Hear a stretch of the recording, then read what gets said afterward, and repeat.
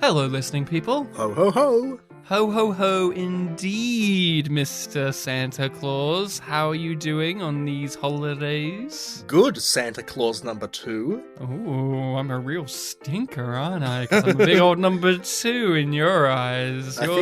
Sometimes I like to call you Ryan, don't I? And sometimes I like to call you Bartek, because can you bark at everyone? That's his name. So you say you like to call me Bartek. But I love to call you Bartek. Ooh, wow. So every time I hear you say my name, I'll know that you're really enjoying it. I love you, man. Dude, thanks. That's a movie, by the way. I That's love really you, cool. man. I think that movie has...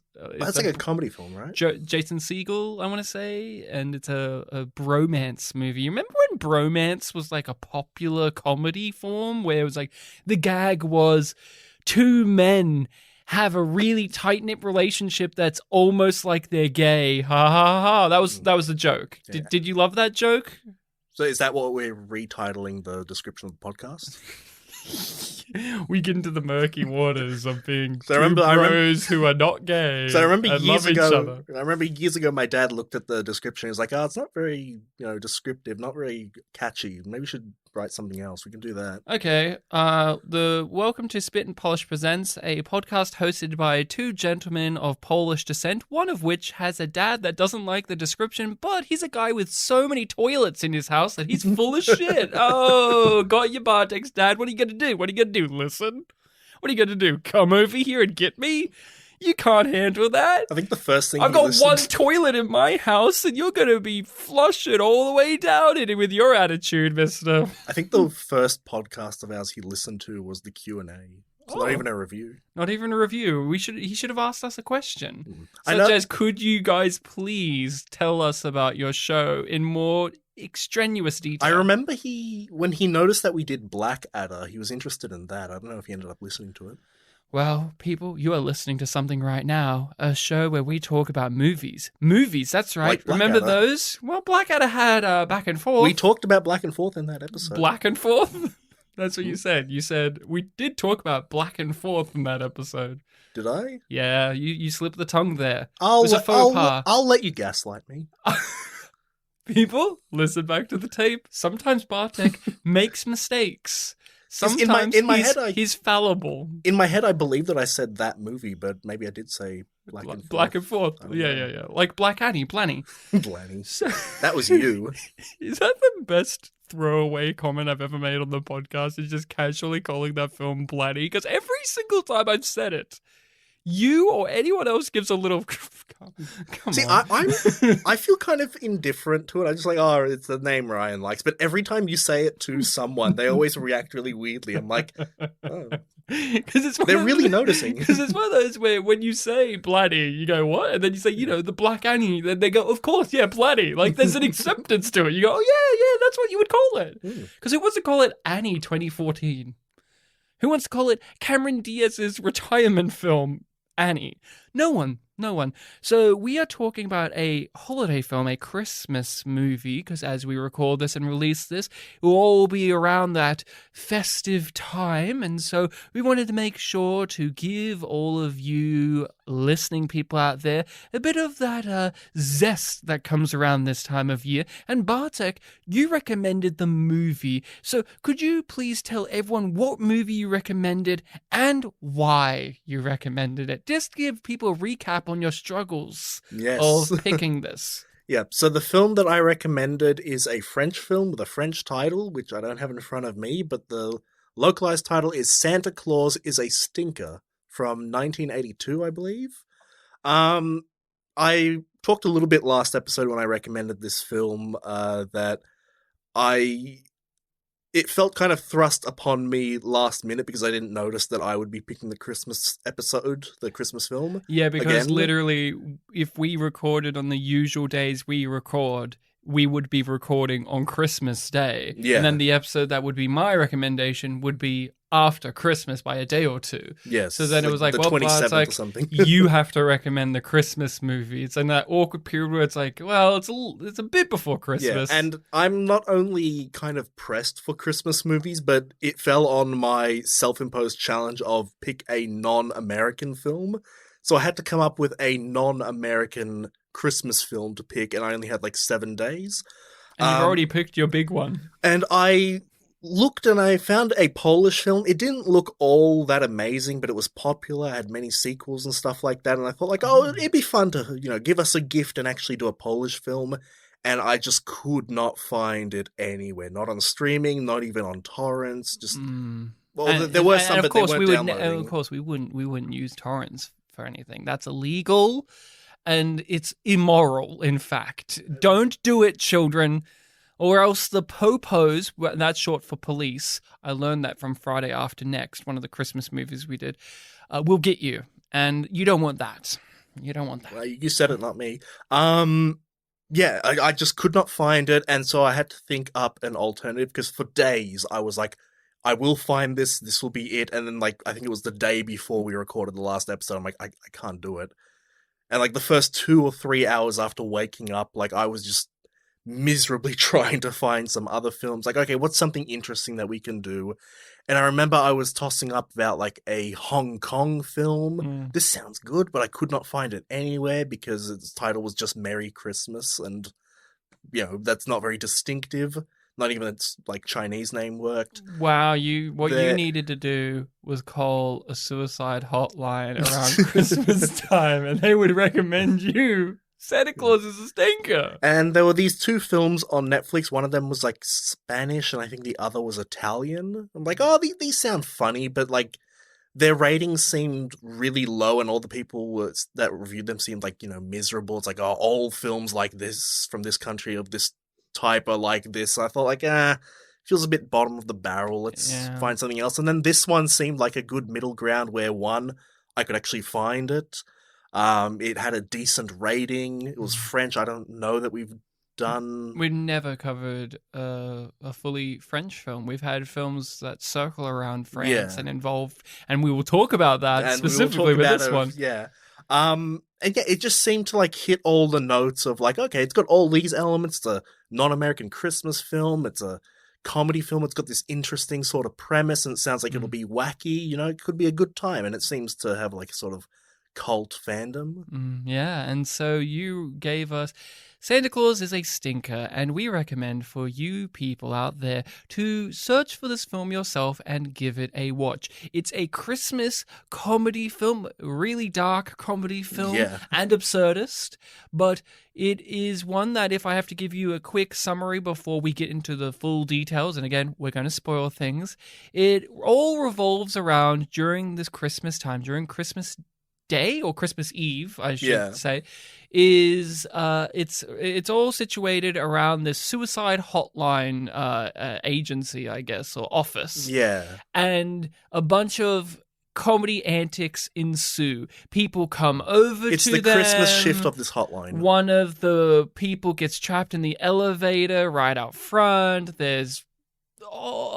get a cavalcade of characters that bring more problems and more problems and more problems, and it's up to our leads to work it all out without dying themselves. And so that is and the rough pitch. You're following it also roughly in, like, real time. Like, there are a few indications of, like, 2 hours have passed here, but it feels very, like, natural. This is, like, the evening. Yeah, so that is it. Santa Claus is a Stinker. You and I are not familiar with this. We both have a similar history, other than you were the one that had to find this. So that's what you went over. I didn't know what to expect. I even scolded you in the end of last episode for telling me what was on the poster. You were like, oh, that's a picture of this on the poster. I'm like, don't tell me. All I know is the name of it. And I didn't even know if that was going to mean a comedy, because we know a bunch of foreign films, specifically from the Czech Republic or Czechoslovakia, that have these very silly little titles, but that doesn't necessarily mean they're out-and-out comedies all the time. Yeah. So Santa Claus is a Stinker also read as a English translation title. I imagine that's not what its direct translation is. In fact,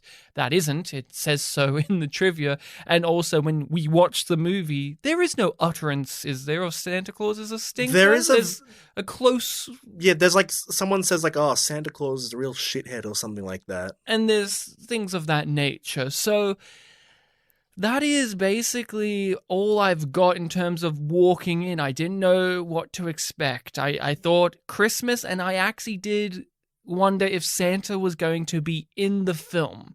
I had wondered that because you mentioned that there was a picture of Santa Claus on the poster or something relating to Santa himself. And I just went, okay. I don't even remember if it was on the poster. It was like kids marking out. That's all I remember. Like a little girl on a ladder, like graffitiing Santa Claus as a stinker. That's all I remember. And I was wondering, is he going to be in this movie? I was wondering if the little girl was. And then we start the film. And I thought, oh, this is going to be following Jim Belushi in Jingle All the Way, where in the film Jingle All the Way, Jim Belushi is a Santa Claus at a mall or public events, and he is a crook, and he runs these illegal hustles, and he's a piece of shit, and he has a brotherhood of other Santa Claus. And because we open the movie with a crooked Santa Claus and doing hustles and shady shit. Yeah, he's like advertising a striptease joint or something. And there are other Santa Claus, and they all team up, and there's a whole vibe to it. So I was thrown for a loop in that minor moment, but then eventually the film presented itself to me, and I realized, oh, this is going to be a full ensemble of characters that we're going to have, and there's going to be this character going to come in and out, and feels very much like a play. Yeah, I thought it was... I had a similar experience. I'm like, oh, we're following this, like, you know, wisecracking guy, which kind of reminded me of, like, Gora, where the main character of that was, like, this wisecracking, like, rug salesman who was, like, swindling people. You know, this is a guy working as, like, dressed as Santa, but advertising a strip joint, getting into fights with people, like, you know, hitting a kid, and constantly, he's, like, a kleptomaniac when he's running away. So I'm like, okay, so our main character is going to be, you know, this, you know, low-life kind of character. Then we meet the suicide hotline people, and it feels like, oh, okay, so it's going to be, like, intersecting stories, like, jumping back and forth. Yeah. What I wasn't expecting was, like, the second group of people we met were actually, like, the central main characters that everything will revolve around. And this guy here is going to be the antagonistic force that will eventually collide with them and give them a lot of trouble. Yeah, either that or, like, they're just going to cut back and forth and it's going to be, like, a B-plot. Overall impressions, what did you think?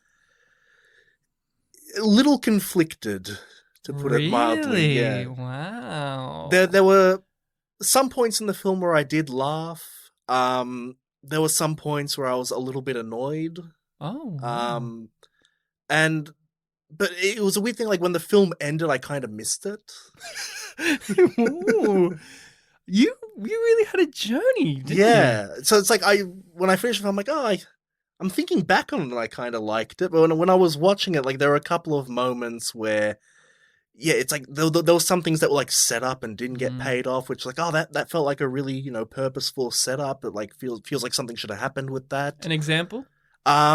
Later on in the film, when a certain character is murdered, the lowlife character steals their wallet, takes out the money, and he puts the wallet, like, inside, like, a bag or something. He puts it inside of the box of clam or oysters. Yeah, and it felt like, you know, that's going to be, you know, like, oh, well, you didn't murder him. Why was this wallet here? Or something like that. If you said he wasn't here, this is his last call. Yeah, you're expecting that. Yeah. Yeah, and there was... I completely forgot about that, yeah. Yeah, there were a couple of things that just like, oh, that didn't come back, but I kind of forgot about it. In fact, right now they escape my memory.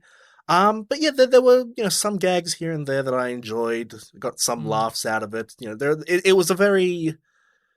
It had a different sensibility to it from other films we've done. Obviously, this is the first proper French film that we've done. There were some parts that felt very, like, general European, like the whole opening before we meet the lowlife, when it has, like, that Christmassy music and then it gets replaced with this, like, you know, very stringy kind of, you know, cool music in a way. Yeah. It was like, oh, okay, there's a bit of a personality clash here. I'm kind of getting that from the music itself. Yeah, it was an interesting experience. An experience is definitely something that I'll call it. But what about you, Ryan? I have some theories about how you thought, but let's hear it. You know what's really weird about this? I honestly thought, oh, Bartek's going to love this movie. I think there'll be some things that he went, that could have been better. But overall, you're going to walk and be like, oh, I found it really great, because this is the type of movie you like. As soon as they introduced the big eyebrowed European freaky guy with all of his food, I'm like, this is Bartek's favorite character. Yes, all of his gags were just And the fact that he wasn't playing it that comedic. So, weirdly enough, I don't know what you think I'm going to think of this, but I from this minor interaction, I think I enjoyed it more than you. There are 2 or 3 key aspects that did bother me. But to get into what I liked about it first is I found the comedy of errors to be very enjoyable. As soon as that woman got trapped in the lift, she became my favorite character in the entire movie. She was. And actually, I have 4 problems. The 4th problem is she leaves the movie and we never see her again. I was waiting for the car thing to come back for her. But not only that, I really liked her character, so I didn't want her to leave. I wanted her to come back, be forced back into the narrative, because I just really, truly loved her. Now, whether or not the film needed her to come back is a different thing entirely we can talk about. But as a viewer, I was just personally drawn to her, so I wanted her. So it's that thing of we can talk about it over the course of the episode. If it did need her to come back, or if it just, as a viewer, I was like, oh, my favorite character's gone. Now I'm left with the other ones. In terms of like the metaphorical transaction that happens in the film, it's like as soon as the trans character like becomes a character in the setting, it's like that's when that character leaves. So it's like a trade happened. It's like all of that character's stuff is kind of ending. Like the dance happens, there's intersection, she has the car troubles, but then she's gone. And then we have, the trans character for the rest of it. So I actually rather liked a lot of the characters. I grew to actually appreciate the comedy of our evil Santa Claus, our fucked up guy. At first, I didn't know what to make of him because there was a tonal juggling act with him in terms of if he's meant to be genuinely disgusting and villainous and despicable, or if it's supposed to be ha ha ha, isn't this kind of silly? And by the 3rd act, they solidified that tone with him. So I actually grew to rather enjoy that character and that performance. I thought he played it wonderfully. And all of his choices made a lot of sense to me when looking back on the movie. I liked the closed-in nature of the locations that we had. Fully agree. They really played around with the environment of that block that they're in. The music was particularly great at points as well. They had that right amount of comedy music mixed with holiday music where it was telling me what to feel, but not in a way that was so overt that I rolled my eyes. And it had that flair of the... although this is an early 80s movie, you can hear the end of the era of the 70s in the music. And so I was thinking, yes, that's quite tender to hear. Because let's not pretend that decades instantly get their identity as soon as it starts. No. There are some times, like the early 90s is very much an era where you still see the 80s in it, especially with hair metal, say, or something. Not to be, stereotypical of myself, but early Saved by the Bell was like the turn of the decade. And it's like, we still have the 80s even in the last season, which is like the 92 or something. Right. And so other things that I very much there were many laugh out loud moments for me, situations that the characters got themselves into, and your favorite character got a lot of them out of me now that I think about it. And if I have to give it away, people, please watch the movie, because this is a thing that I'm going to spoil now. If you are interested, give it a go, because this was a thing that I did not expect, yet I slapped myself on the head and said I should have. When they did kill the repairman, I sat up in my seat and went, oh, this is the movie. I really didn't see that coming. Like, I knew when she was firing it around that there was going to be some kind of fallout from that. When she shot the ceiling, I was like expecting blood to come down or something. But the repairman, I had forgotten about him. Yeah, I did too. It was a good payoff. I actually thought it was going to be the weird food European guy whose name I'm forgetting off the top of my head. Like Petrovic or something? Petrovic or something. I thought it was going to be him because he was established as going up and down and knocking on all of that. Yeah. So I really thought it was going to be him, but that twist there, and then how it became very quickly the film Very Bad Things in the last 20 minutes, and how they paid off the boss's gifts, the boxes of all of her gifts that she had opened up because she was bored in the elevator. And they put all the body parts in those. I was clapping and I was so happy. And that's where the criticism really comes in, is when the movie ends, it ended in a way where I went, no, you can keep going. Because it feels like you only just started. Yeah, it feels like, you have a very bad thing situation now. Mm-hmm. Yeah. And all of these other loose threads that you have briefly touched upon. But also just, it's one of those endings where it's like the characters are bickering at each other as the credits roll. And those are not often my favorite type of endings. But if in a movie like this, it applies more to it than in others. But that final act where like the dead body has been, disposed of, and when they were like cutting it up and everything, I was just thinking in my head like, oh man, they're leaving so many traces behind. Like, there's no way they can clean up all that blood. A little luminol will find the blood. You got the wallet in the bag. You have all these things. It's like they're clearly not going to get away with this. Like, the zoo people are just going to see the boxes and think nothing of it. It's like, okay, let's see all the fallout of this. But yeah, the film does just kind of end after that because it rambles on, and then it's like, oh, it's Christmas time, so it's over. Now, if you want to hear my big critiques, they're the things that I would really like to change. One, our main character, I hated him. Was it Pierre? Yeah. I hated him. He was that... They didn't know how to characterize him fully. There were moments where it was like, oh, I get it. And then he would suddenly flip into... He was a real change wherever it needs to go type character. This scene requires him... This scene requires him to be silly. This one requires him to be the straight man. This scene requires him to be hate-filled. This scene requires him to be compassionate. This scene requires him to be a pervert. Like, it just... constantly shifting with him. Even in the middle of the scene, like when he's dancing with the trans person and just all of a sudden, like he would snap and it's like, oh, well, it didn't seem like the trigger that he's reacting to happened. Like, yeah, he's uncomfortable that they're like touching him, but like it feels like, oh, he should have like had a shot of the ass being grabbed and then he'll react. So it makes a bit more sense, but it just seemed like, random fits of like screaming or whatever.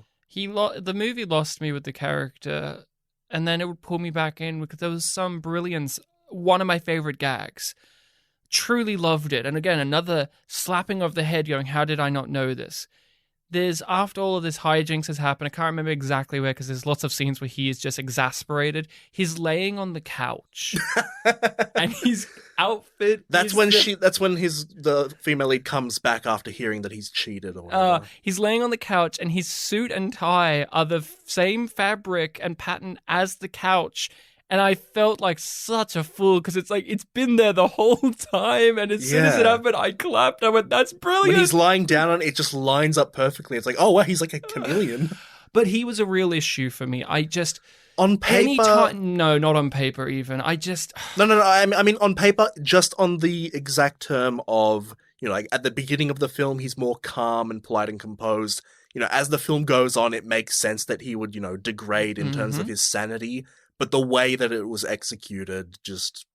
It was way too much just in any direction. And like you said, it felt like it kind of had to just suit the mini scene that it was in. Here's what I'm going to throw out. I'm just going to throw out a couple of names and examples to illustrate ways you could have gone with this character. Because it's the thing of go with one way, not 15. Steve Martin. This could be a Steve Martin character. You know what I mean by that? Where Steve Martin has that kind of role he uses in his movies where he can be the dumb guy who thinks he's so smart and then he gets angry and angry. Planes, Trains, and Automobiles is what I'm saying. Where Planes, Trains, and Automobiles, Steve Martin comes across as like a rich, yuppie asshole, but also he's a down enough guy, like you can sympathize with him. You can relate to him as he gets angry and angry and angrier. But when he explodes... he goes too far, and you see how it affects others. You can go that Steve Martin route, right? Perfect. We recently did Mouse Hunt, and I was thinking about Lee Evans in that movie so much, because there was that scene in this where he gives her the present, and it's a big portrait of her naked with a pig and all of that. And yeah, like pigs chasing, and the pig has a big erection. And it's gross and weird.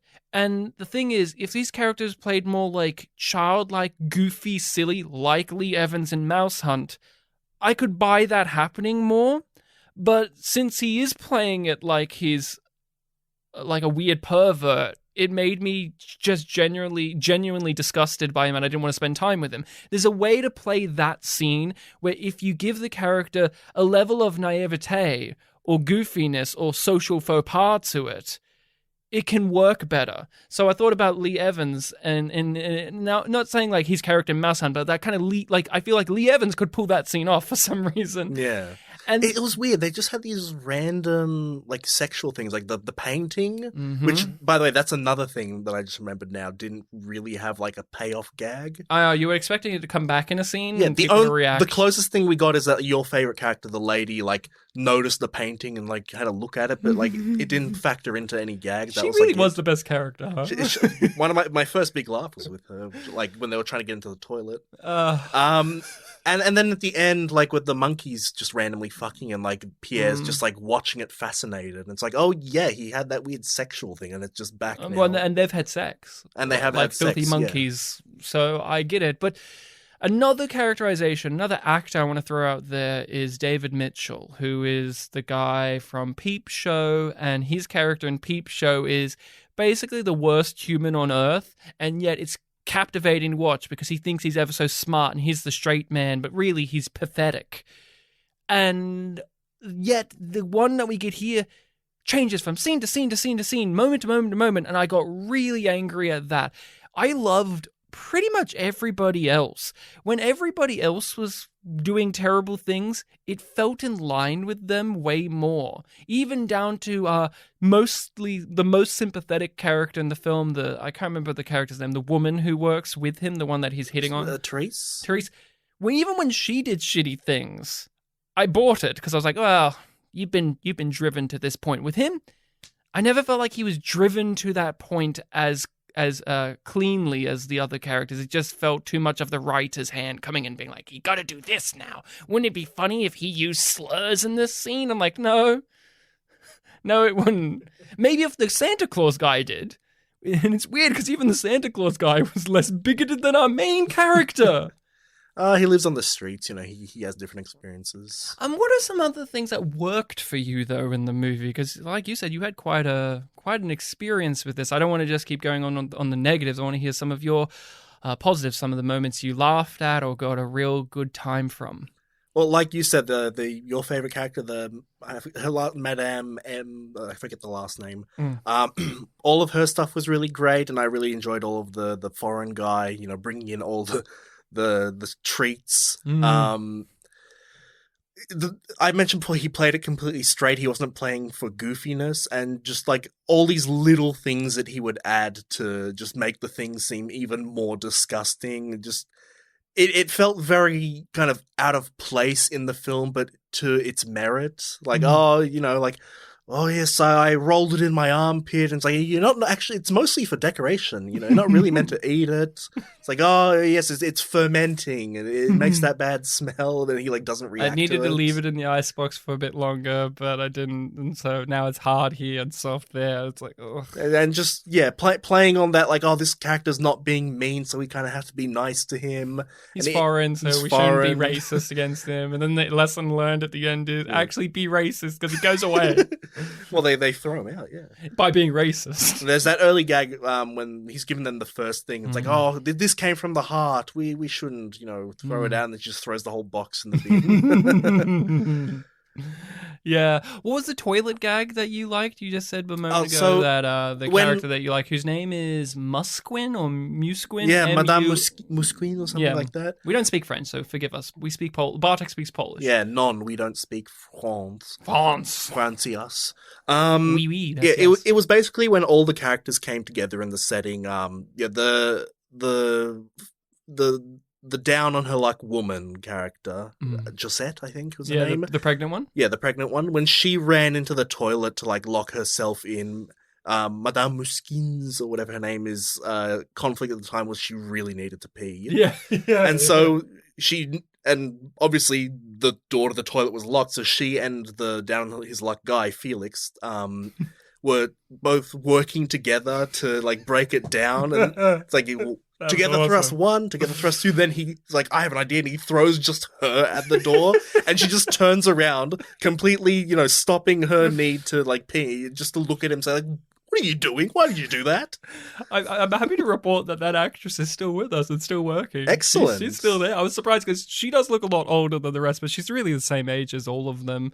She felt like 10 years older than everybody else. She felt like it, but she didn't look old generally, I don't think. She definitely felt the oldest, She felt it because she was also like their superior. Yeah. So and she just held herself in a way. And she also had like a family to go to where it felt like, there's going to be young kids there, so she's, had a family and truly they had a family. Adored her. I really loved her playing with the Simon bot. Oh, that was a great little touch. I liked when they got trapped on top of the lift and it started to go up and they were going to get impaled and crushed and then it just stopped at the right point. And even though she was desperate for the toilet, Pierre was still arguing like, no, I should get out first. Another effective sequence. Truly effective. This wasn't necessarily funny, but it was like the art form to Santa Claus as a Stinker is a fine juggling act and balance of having all of the absurdist slapstick over-the-top comedy with genuine moments of tension and or terror and or suspense. And that was achieved when they were trying to open up the power board or whatever it is to get the lift open, but he was too stingy to get the other screws off because he only had a flathead screwdriver.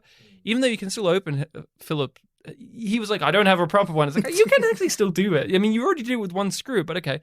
And then he was like, if you do this, I'm going to put my finger in there.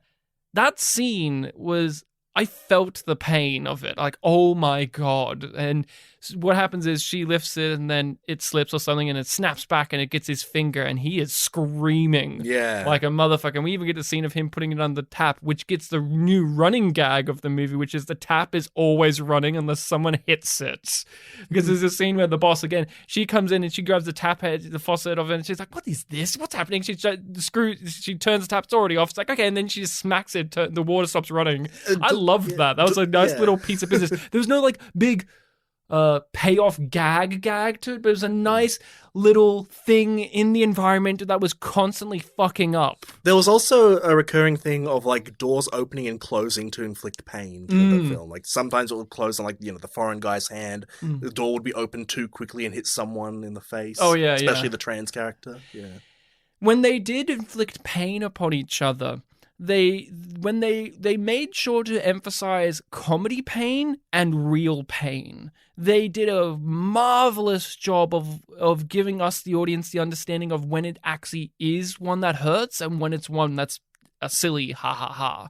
And I thought they did that beautifully. Again, real craftsmanship when it came to those little scenes. Those aren't big things, but they're just little things where I genuinely went, yeah, that would really hurt. And that's important when you have a slapstick. You have to have those rules set in place of like, is this going to be one where when they hit each other, there is no pain, they just get back up? Is it a cartoon? Yeah. Is it a cartoon, or is it one where it is strictly like all of this actually hurts and gives real consequences, or you're going to have one in the middle, and this is one in the middle where it has a bit of both. I guess in that sense, like the scene when they were, on top of the lift and they were the threat of being crushed, like that kind of said it right there. Like, oh yeah, this will kill them if it happens. When we get to the end where they're threatened with a gun and being shot, the film has to, by that point, let the audience decide or be aware of the stakes. Because if you have one where it's all silly, all slappy and Three Stooges-y and there's a gun aimed at them, there wouldn't be any actual danger to it. But because that specific character holding the gun up until that moment has been very heavily presented as an actual dangerous character who does really violent things that actually has real-world consequences, it actually matters when he starts shooting people, and then when we actually get someone killed from their actions. Again, they got me. I didn't expect someone to actually die from their stupidity, and that was truly, if there's anything I'm going to take away from the movie, is how they used the comedy and specifically physical comedy mechanics that we know and managed to pull the wool over my eyes to something that would really twist the screws in. It showed us the rules that it was playing by, but it still managed to surprise us within those constraints. I also like how, even though Felix was established to be this like dangerous character that you have to take seriously, when he did start working with them and they're like, just shoving the gun between each other, that was kind of like a funny, like, oh, he's on their side now kind of thing. One of the other things I'm not a fan of. You know this. The film, sometimes she made me laugh, but Yvette, the pregnant lady, I'm not a big fan of the comedy as this character screeches and is loud, and Remember they earlier... just say vile things, and like their gag is just they go rah, with everything. I hate it. It doesn't matter the language. I don't like it. Remember earlier when I said that it annoyed me sometimes? It was that character. Oh yeah, tell me a bit about more your experience with that, because famously on this podcast, you're the one who can tolerate that more than I can. I've been very much like, I don't like that far more often than you. You have had some affections for characters like that. It's over true. the course of the show. So, what about this aspect of, I guess, the comedy here? Because she's played specifically for comedy. There's never any genuine moment with her. She feels very much like I haven't seen much of this, but like that Little Britain kind of, grotesque-ish character. I guess it's because the film's trying to go for a bit of a classist divide with its main characters. Like the two who are volunteering for the suicide hotline are, the more well-to-do characters. They're the ones who... we as, like one wears a suit and tie, and I almost said middle age. I meant middle class people would look at it and be like, oh yes, these are the normal characters. They're working, they're being charitable. And then you have the other two characters, Felix and Josette, who are the homeless ones who live in a little shack with rats that are actually rabbits. They kept calling them rats. Oh really, on yours? We had the same copy. We have the same copy. Yeah, I didn't notice the rats. I was like, yeah, rabbits. I think it was just a... offhanded comment. He kept calling them rats. It was because, just a joke or whatever. Okay. I'm making it more serious than it was. But, they're like kind of grotesquely, homeless-y characters. They're wearing these like rags.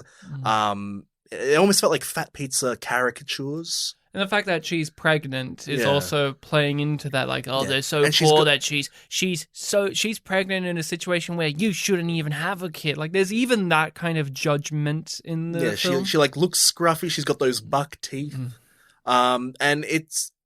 But between those two characters, Felix and her, Felix feels a bit more natural, like that kind of Gora main character thing, where he's got all these things going on. It's not just the same kind of personality gag over and over again. And he evolves over time in terms of our understanding of him, but from the very beginning, we know what she is, and she never changes. Yeah, she's very loud, very big in her reactions. She's dumb, which that's fine. But yeah, it felt like we needed a bit more from her, or something different in a way. The only scene I found her funny in was when they were at the bar talking about Pierre's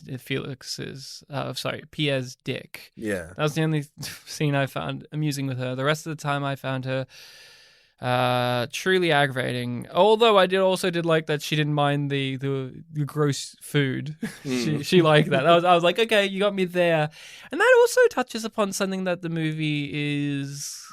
I'm not going to say this is a negative, but it is something where I would love to hear from French people who grew up with this movie perhaps, or are far more aware of the culture of the times or the filmmakers themselves. And we're minorly familiar with the filmmakers. We'll get into that.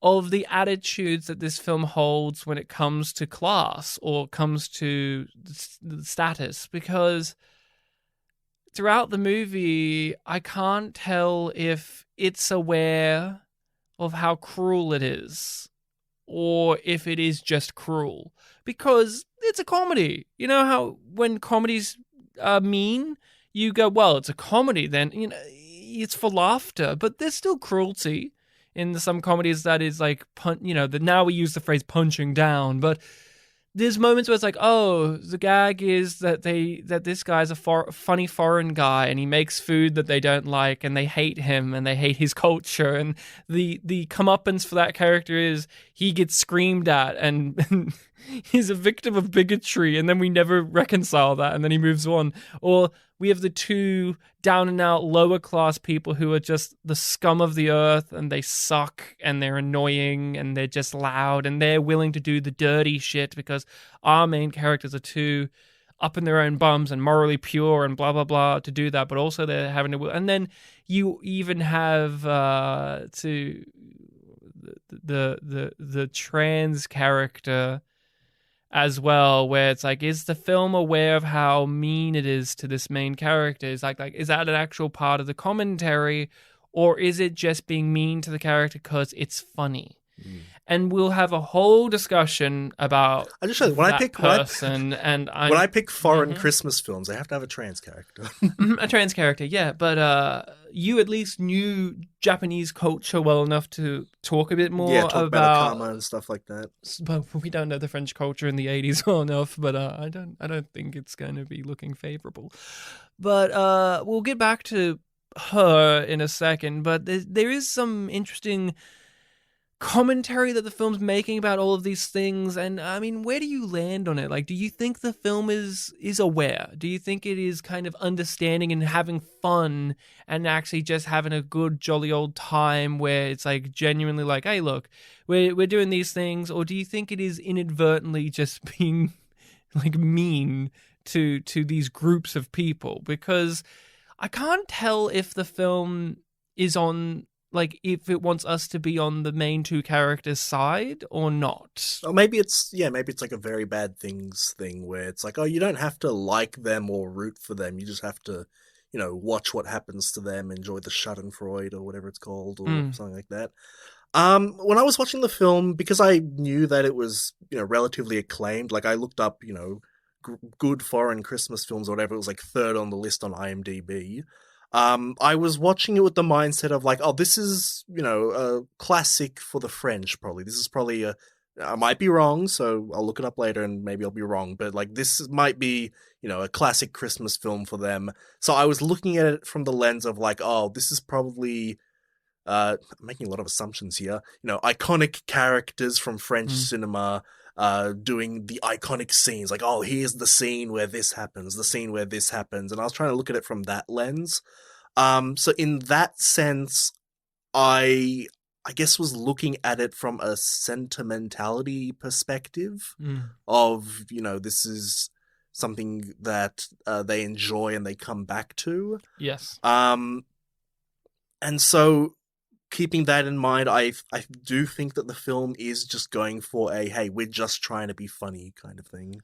Yeah, no, I completely agree. There were just moments where my eyebrows raised and went, okay, the gag is this person is poor, ha ha ha, or the gag is this person is gay or trans, ha ha ha. And I'm like, why I struggle is because there are points in the movie where they don't do gags about those things and genuinely touch upon them in the most limited dramatic sense that this film can afford you. The trans character's like introduction feels like, oh, this is a character that could be played for, emotion, like pathos. And yes, and we will have a lot to say about that. Now to flip back into some positives here. I want to also shout out the absolute mania that was the film's pacing.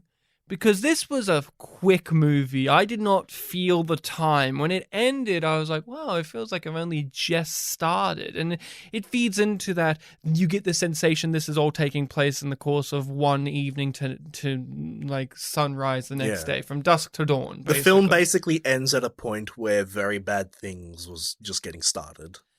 And I just wanted to really highlight that because it does have that watchable factor because of how quick it is. And as people who have not really engaged in French cinema all that much, it is something to consider when you're partaking in an area of cinema that you aren't familiar with, how much these things can really win you over or not to wanting to watch more from this country. Say if we did on the podcast, I imagine a lot of people sniffily think of French films as like boring black and white movies where there's no logic to them and there's just a bunch of philosophical wank and it goes on for 4 hours.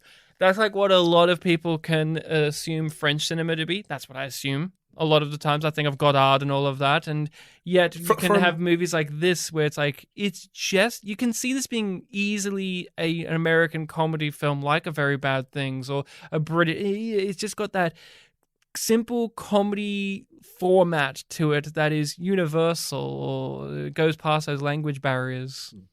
I was going to say, there was that film 2 years ago that got a lot of controversy because of Netflix marketing. The one where the English title was Cuties, where I watched that film and... Oh, Bartek, you're on a list now. The authorities listen to this podcast and they've got you now registered. Because there was just so much controversy about it. Like, and every like bit of controversy that I was reading was like, these people are indicating that they haven't actually seen the full film. Mm-hmm. So, and I was that year the Your Movie Sucks released like the Kimber thing where it's like I actually watched it. I'm like, I should watch it and like actually see. And it surprised me how like French and European it felt, that like all this like mainstream controversy from people who clearly don't watch French films were making a hubbub about this very dry film, which I know that all the marketing is like, oh, it's a pedophilic film, but that's like such a, weirdly enough, almost minor part of it. Mm-hmm. Where it's more about the rest of the films, like, oh, there's this like really weird like French Islamic family religious tradition where, you know, they practice monogamy, but there's a polygamous situation and they're being hypocritical about the way they're handling it because like, oh yes, you can't be polygamous, but you know, he does now have a new wife, so we have to treat her with a certain level of respect. And it's like, oh wow, this is really weirdly deep and no one's talking about it. So it's really weird how these films do have a different sort of vibe from the more common stuff that we do watch. And whenever we do a foreign movie, sometimes we have ones where we have no familiarity with the culture's film industry. Grevicha or Gora, or even in minor part, Bad Genius. That was the first Thai film you've ever seen. That was the second one I've ever seen. And so it's like, is this what everything is, or what's the vibe here? And with French cinema, I've said on the pod before that it's actually quite a blind spot for me. I've only seen a couple, and they've all been very different to one another. But still, there's that reek of French films are long and boring. And just, at least that's how I've been conditioned to think about them. So I just really wanted to emphasize that this film is not the quintessential idea you have of a French film, or even a French comedy film, where a lot of French comedy films also have that allure to them of being almost like silent comedies, your Jacques Tatis and all of that, where there's these elaborate set pieces of comedy, slapstick and all that. This has all of these slapsticky things, but it also just has that, I don't know how to describe it. It's in that in-between zone, isn't it? When we also look at it in the landscape of comedies, where you can see how this sits right next to something like Pink Panther, but also sits next to something like a Jacques Tati film. Or I was thinking while watching it that there's that stereotype about French people that they really like Jerry Lewis. It's like, you know, a very silly type of comedy, and you very much got that in this film, especially with like the Josette character. So yeah, it kind of made sense in that regard. But then also it's a film taking place in a suicide hotline, and they will actually go for the dramatic stings at and points. There were actual gags about people like threatening to kill themselves. Yeah, but also then there'll be genuine moments of drama where they're going to touch upon serious issues, and they mostly are successful at that, and you feel it and you go, okay, wow. Now, what are some other things that you want to mention on the side of things that you liked or worked for you? Anything else leaping out at you? Because like I am sitting back going, wow, I'm surprised, Bartek. You have this face on where you're like mulling over everything, being like, oh man, yeah, because you really did walk away with quite a reaction. Yeah, and again, it was one of those reactions that I've had a few times on the podcast where, you know, I did miss the film afterwards. And I kind of, do want to watch it again because it just feels like, you know, get something more out of it. Mentioning just now the whole like, oh, there are gags of people threatening to kill themselves. There was that one gag of like the guy who called in. Mm-hmm. He entered the phone box. He had the gun to his head, and they had the bad connections. Like, oh, press the button. And he just pulled the trigger. I thought you were going to mention the one that keeps phoning up, being Mr. I need to talk to a woman for one last time, and then he does it and he calls them a bunch of like terrible, horrible slurs and just defamatory statements. You cunt head, fucking bitch. And then the pregnant lady of it screams at him back, and then the boss teaches her this is actually how we deal with them. Yeah. Then, oh, you ran out after you called me a cunt face. Okay, and then he hangs up. Again, she's an excellent character. If you have to watch this movie, watch it simply for the boss. I wish she was the main character, honestly. She was just such a delight. That performance is one, again, where it transcends the language barrier. There are ones where you go, I know that this is an excellent performance. I don't need to understand the language. I know this is good. And she is... The copy that truly wonderful. Yeah, the copy that we watched, occasionally... And it wasn't too bad because you could kind of get what was being said. It would occasionally not have subtitles for things that were being said. Oh, yeah, I didn't... It's usually when something was repeated, and it's like, oh, yeah, we heard it the first time, or we can kind of gather, like, yeah, what I'm used to that because I'm watching a bunch of anime right now, so they do that too there sometimes. It's like, you heard it. You should know what you this heard is. it, or you can kind of tell what's being said here, or it's common enough, yeah. I wish this copy had subtitles for things written down. That was an annoyance, but like what we were saying before, like, you know, with certain characters like her, you can hear it in the tone, like the way she talks, presents herself, the way people react about her. And her expressions. She really is the actress to point to, where the way that they physically carry themselves does a lot of the backstory for them. Because the way she just held her head and had her back, you know, straight, or the way she would walk, I didn't need the subtitles to tell me who she was in relation to everybody else and what type of person she was.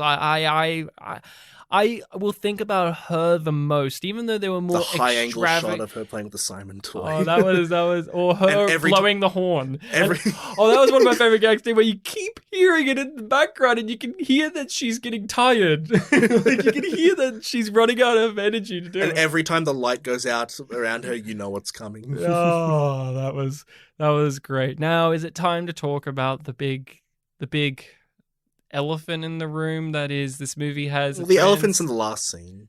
That is true, actually. One of the last scenes. There's a trans character in this movie. Jacques, I think the name was. Jean-Jacques? Yes, they also had... they had a female name. Yeah, like Katya. Katya, yeah. So, thoughts from you? So like I said, this character is introduced in a sympathetic way where they're one of the people who's calling in. They're clearly, you know, unhappy. They allude to some stuff in their past about, like, a relationship didn't work out. And they allude to that, like, oh, I don't get along with my family. And then at the end, and they ask, like, oh, can I come meet you? And that's, like, against their rules, but they cave because, you know, they're so kind-hearted. And on the phone, they keep referring to this person as a he. Yes, because they before we see who is on the other end. And of the then phone. as they're hanging up, we cut to them, and it's like, oh, it's like a person, man dressed in woman's clothing. And then we gather that, like, oh, they're currently in their room during a family dinner, and the family, like, makes fun of them, calling them Charles Bronson. That was one of the most effective scenes in the entire film. I thought that was genuinely heartbreaking, and it led us into this character very quickly. Yes. Even all the phone call stuff, but just that there, them walking out and being called Bronson, being made fun of, and just how childish their family is. That was early in the movie too, and I was thinking, oh, is this going to be a movie that's going to... Is this going to be the heart of the film, kind of? Is this character going to be the heart of it? Because it's not going to be the pregnant lady character, which in another movie, Tokyo Godfathers, could be a heart of a movie where you have a character that's got a kid on the way or has had a kid, and that becomes like the central thrust of it. Like, this movie could easily have been a Virgin Mary story where you have these goofy characters helping this pregnant woman on Christmas with a upcoming baby and all of that, and that doesn't really happen. I know Tokyo Godfathers is like an adaptation of another story called like Three Godfathers. I can't remember if it was French or not, but But interesting connection. I thought that scene with the family was just devastating. And then they even call back to it later when there's another low point and that character, she's walking past the cinema, the local cinema, and they're playing nothing but Charles Bronson movies. And it just is this, like, her life is this pervasive bigotry and threat that's like around her, where it's not even we need characters to throw a slur at her. It's just cabs won't stop for her. Her family act childish around her. And literally the local like cinema is playing Bronson. And so it's even enforcing like this very, in this era, we want our big mustachy, bravado, masculine men are men and women are women type attitude. And I thought, underneath all of the silliness and underneath all of the shortcomings that this movie has when it comes to this character, there were so many moments of honesty when it came to her. So, just to summarize briefly, and we can delve into more, and I want to hear more from you, I'm majorly conflicted about how the film portrays and this character and their overall attitude about gay people and about trans people. I have no solid answer on where this lands. Again, to further conclude that whole setup thing, which I agree was done really well, like just like the first shot of them, revelation to like, oh, this is who the character is, and then we have the family thing. It sets you up, because it's not played so much for comedy there at all. And it sets you up for like, oh, okay, even though this is a crazy film, a lot is going to be said about this character. We're going to explore this character in like an understanding sort of way, or we're going to probably learn something about this character and about, trans issues in general. Basically, this character isn't going to be more of a punching bag than they already are in their life. So when the film has, I'm going really to say you're way more optimistic of a viewer than I, because when they cut to her, when they have the phone call referring to he, cut to her, I went, oh, okay. This is going to be the gag where, unbeknownst to them, a drag queen or transvestite, as they say in the IMDb description, is going to rock up in their office, and we're going to have a comedy of errors with that, where there are going to be characters who don't know that it's quote-unquote not a woman. There's going to be characters who are going to react very aggressively or like over the top about this being a guy in a dress. There are going to be a bunch of innuendos. I was expecting classic like bam, bam, bam, bam. I was expecting those gags, but I suppose I wasn't expecting it to play into the stereotypes so much. See, I was. Like, I was just like, yep, they have to. But when, that's the thing. But we have that scene later on where the two middle class leads are talking about like, gay people and how they have like, some of them are very, I forget the term, but like, high class or like cultured or something. And then the character like comes in dancing, like saying a bunch of like really, sleazy things, and it's just like really hammering home like, oh, look how wrong they are. And also the gag that's the thing. There are moments where they go away from the stereotypes and get to the heart of the issue that trans people and gay people live through.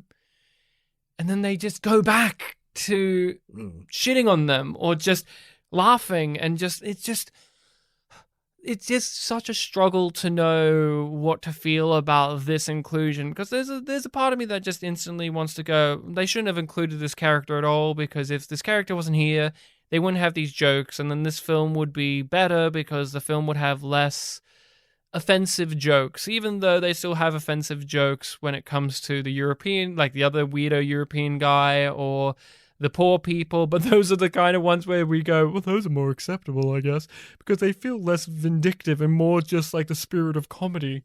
And it's not to say like I don't like offensive jokes. Like, I like offensive comedy. It's just one of these things where I just really did like the character, the performance too. Here's the thing that's crazy about it is the actor playing this role plays it like it's a drama. Like, they aren't in on if this was the whole comedy thing, there would be a level of they're in on the joke, like ha ha. But the actor is playing this There comes sincerely. a point. Yeah, there comes a point. It's when Felix comes in with the gun where that character like says something like, "Why have I wandered into this hell?" Like they were not expecting their night to go this way. Even when they're shot in the foot and they have gags about dragging around and the pain, and they're definitely in on the comedy, the character isn't played like they're a joke, which is what you would think would happen when you have this type of person thrown into your wacky scenario, especially when you're playing with stereotypes. But he isn't playing it like it's a joke. So there's a weird dissonance happening throughout the entire movie where it comes across as he's the only one that treats the character with respect and the rest of the film doesn't do it. And so I'm pulling my hair out going, there's a part of me that says get rid of this character from the story so that we can have a smoother ride, but at the same time I appreciate that the character's there, because what other representation of these type of people would you get in this time period from the French? I don't know. Are there any? I imagine there are, but a mime. Of one that's of a popular film as well. Like, this is a popular movie. Like, this has a pretty good rating. I read some of the reviews and people really do love this, and so it's a thing of, it's not the greatest representation, but for the times, it's nicer than others. So you got to make do with what was happening here for when it was happening.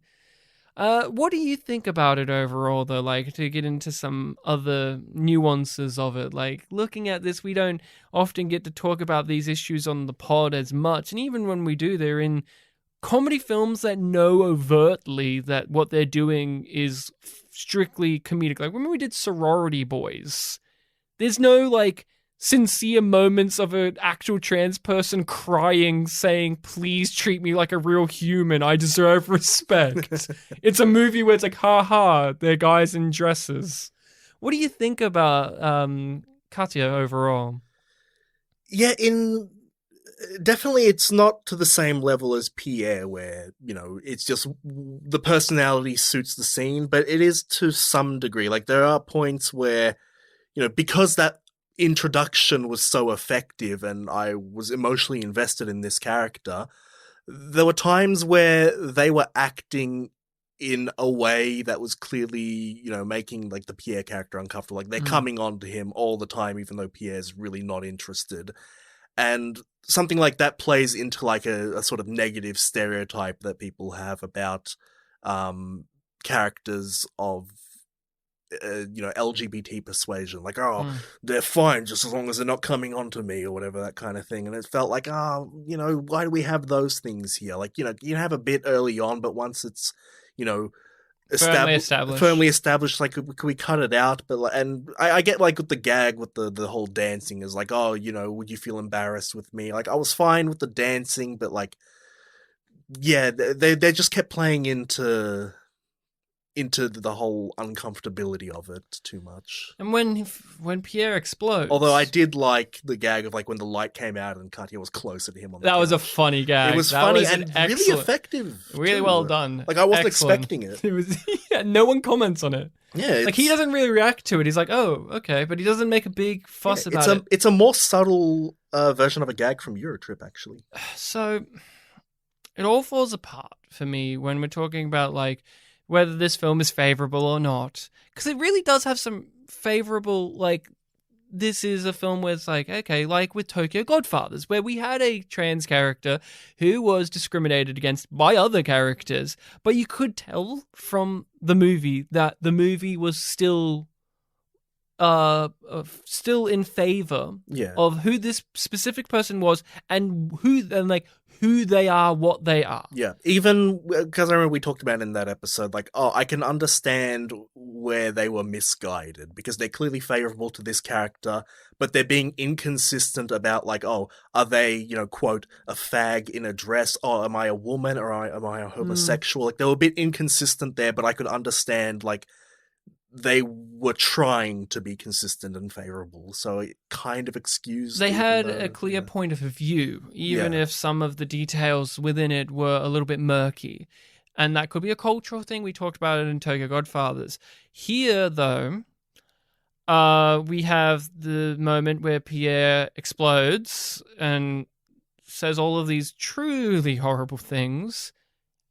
And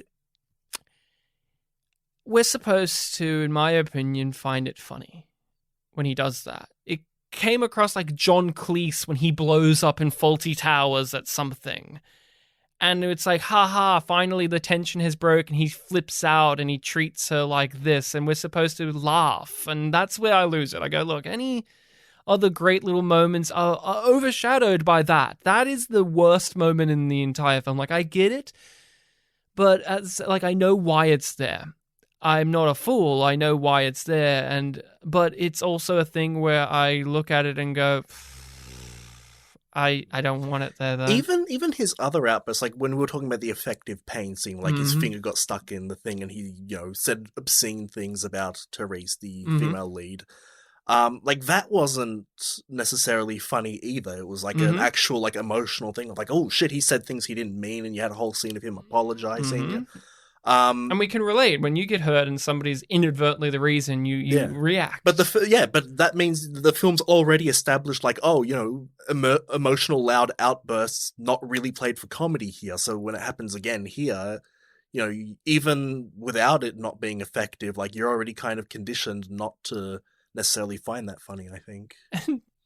And then Katya reacts like like we're watching a trans drama movie where they're given the big like Oscar-worthy performance of tears and telling him like to basically go fuck himself. And I would really appreciate hearing a French perspective on this particular character and the film's portrayal of it. And I'd also really, really be keen to hear a trans perspective on this. We're just two Polish Australian guys. We don't have the greatest ability to nail this down, but it's that thing of I'm not going to walk away saying that this film is like transphobic per se, but it does have it within it. We can definitely say that like if you isolate that introduction scene, like, there's many moments. It's really effective. There's many moments of truly effective stuff there, and again, I praise the performance. I think that this actor who we actually know from Just Visiting. There we go. He was the goofy sidekick in Just Visiting, the goofy dumb guy who would like eat soap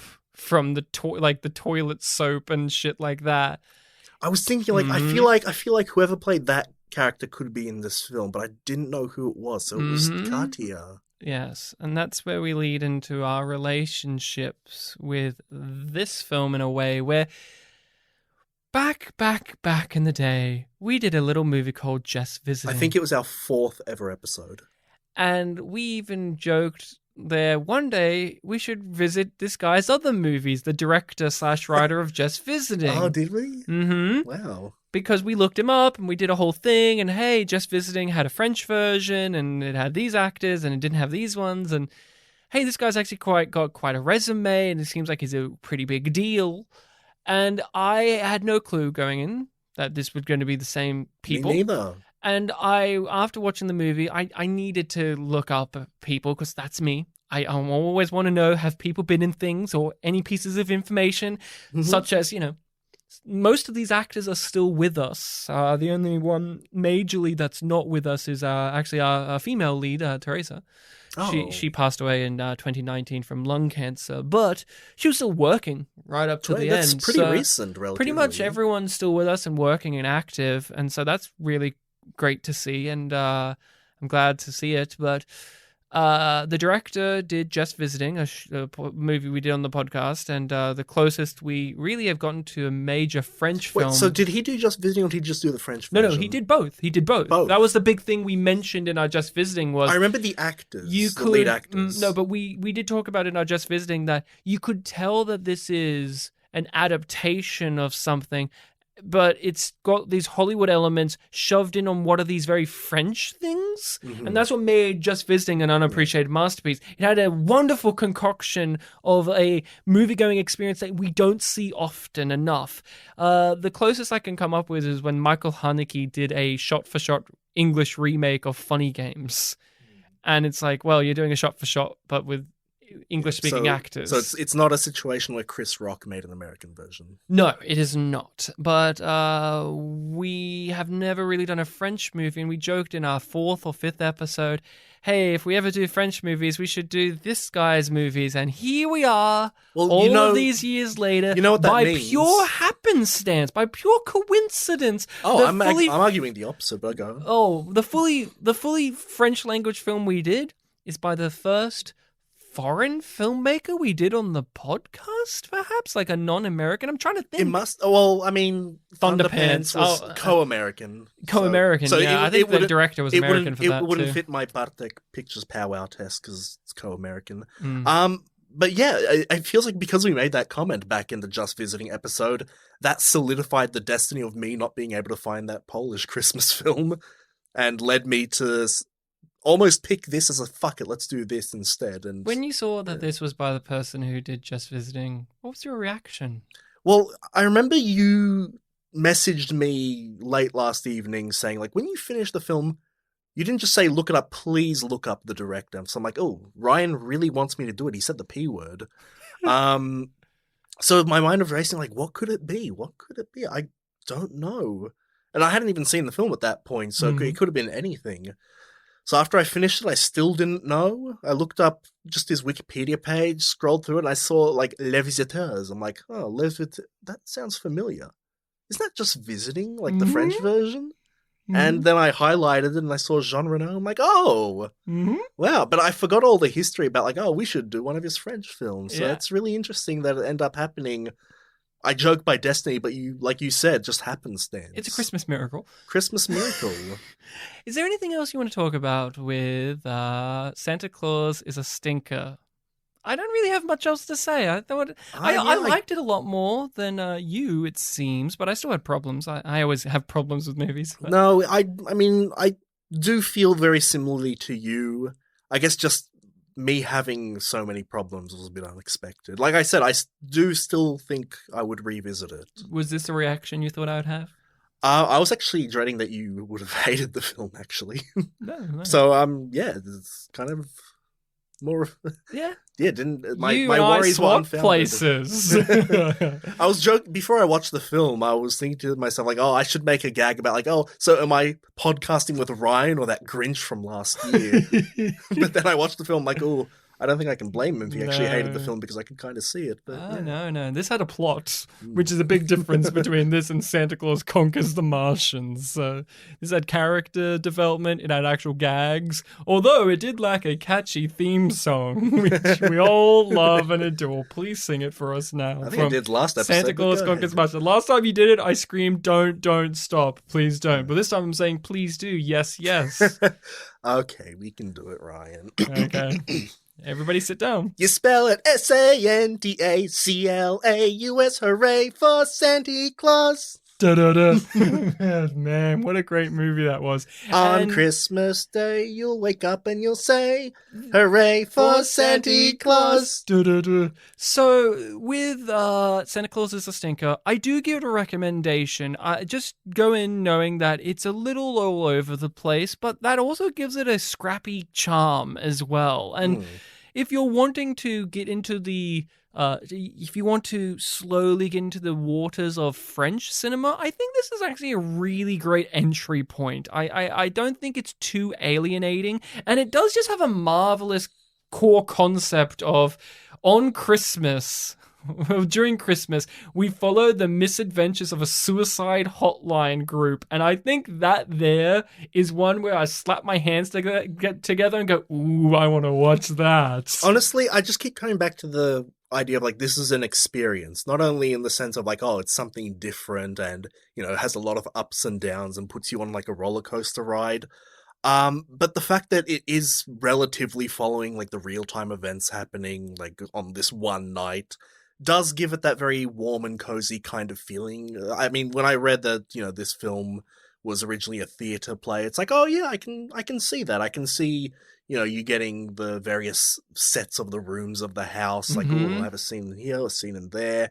We didn't really talk about it, but like the ending scene at the zoo, like just the weird escalation of like, this is how we're going to get rid of the boxers. Like, that was really amusing. And in a weird way, it was reminding me of like Rocky too, when they were like proposing in front of the tigers, but now they're throwing, all these presents with like body parts at them. Yeah, that's what I think when I watch French cinema. Rocky 2. Rocky 2, hey, Tiger, you come to the wedding. Is Rocky 2 a good movie or not? I've only seen it once. I've only seen all the Rocky films once. So. Me too. I think I've seen Rocky 1 more than once. But I've seen Rocky 1 like 1.5 times. But that's Rocky it. 2 is the one where I keep forgetting what happens in it the most. Maybe because, I don't know. We'll maybe one day do Rocky 2. I don't know. He proposes to Adrian in front of a tiger, and then he invites the tiger to the wedding. Who does he fight in that one? The guy from the first film, but he wins this time. Oh, there we are. That's the difference. You mean Apollo? Mm-hmm. He fights our good friend Carl Weathers. So that is all we have for you now. I recommend it, by the way. Oh, thank you. You do? You do recommend? Yes, Cool. I do. Christmas watch with your parents, Bartek. You get your dad to come down here, get your mum to come over there, Well, you watch it together, and your brother is sitting in the corner rocking back and forth, singing the Santa Claus song from Santa Claus Conquers the Martians. That's going to be Bartek's family Christmas this year, because he recommended this movie. My mum might like it. Your mum may like it. Now, for my recommendation next episode, I want to preface that we're going to be taking a bit of a break. It's that time of year. We're going to just be comfortable, lay back. The first episode of 2023. 2023. I'm taking us back to Thailand. Ooh. I'm taking us to the first Thai movie that I have ever watched, which is Tears of the Black Tiger, which is a rather interesting little film from, I want to say 2000 or 2001. Mm-hmm. It's quite a popular little movie, so check it out. Find it wherever you can. It's going to be an interesting discussion. To the characters from this film, that film's from the future. It is from the future for them. And for us, it's like equally in the past. It was right after Y2K. But make sure to give that a watch. In the meantime, you can also contact us. Right before 9/11. Right before 9/11, too. They could have stopped it. Right before Zoolander came out. And Rodrigo got real mad. If you want to stop 9/11, please email spitandpolishpresents@gmail.com. Is it that or spitandpolished@gmail.com? Did I say presents? Mm-hmm. Ooh, Ryan in editing. Either cut it out or make it much louder. Or give it a wah-wah sound afterwards. Or play it again and again. Like, I just keep repeating it and it gets louder and louder and louder until it blows out the audio. It is spitandpolished@gmail.com. You can follow us on social medias under Spit and Polish Presents. We are on Facebook and Twitter, where we post on there. You can interact with us and recommend movies to us. If you have a movie that you think we would enjoy or one that you want to hear our thoughts on, just shoot us a message on social media or at that email address and we'll put it into our list. Again, end of year and we're going to be starting a new year. We want some new movie recommendations. It will be nice. Our list is actually getting shorter and shorter because you've all been good children and we've been marking you off the list. That is great. But Bartek, I've got to go now. It's okay, bye. Bye. Sorry, were you setting something up? I was going to say I'm going to kill myself, but, that's fine too. Oh, press the button.